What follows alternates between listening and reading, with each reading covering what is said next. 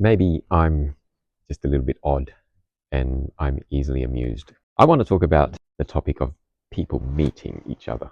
I'm often fascinated by the stories of how people meet, how you meet your partners, how the person you sit next to becomes the friend for the rest of your life. Now, last month, I had a friend visit us, Sam from Brisbane. Now, Sam's been here a few times. After Sam visited us, he went to Tokyo and he was having dinner one night in a restaurant.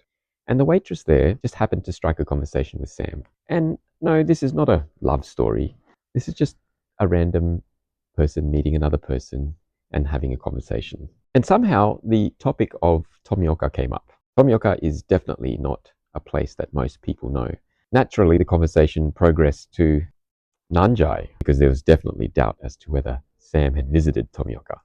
So he brought out his phone, pointed out exactly where my house is. Now, Nanjai is in the most outer suburb of Tomioka. No one knows Nanjai. So you can imagine the surprise when she looked at the map and she says, no way. Her grandmother is from Nanjai and only 2 streets away from where we live.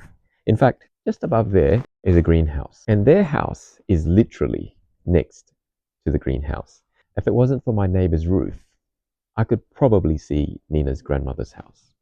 It gets even more extraordinary when she tells Sam, I am going to Nanjai. And she said, I'd like to meet Renee and his family. My first reaction was, she's pulling your leg. There is no way this person in the middle of Tokyo, the biggest city in the world, knows where Nanjai is. So I get a message from Nina, I'd like to meet you. A week after that, she was in Nanjai with her mother, and they came along with her grandmother. They walked to our house, and we caught up.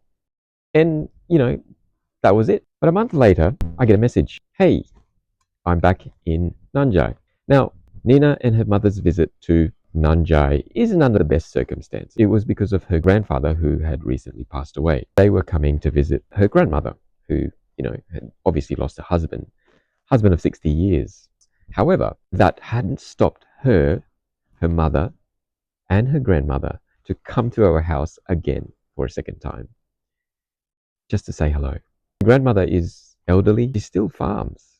In fact, yesterday brought us a bag of vegetables that she had grown herself. I felt so humbled that this lady had grown these veggies and brought it over for us. To you, it might not be anything special. It's just a random story. But yeah, I thought that was a story worth sharing.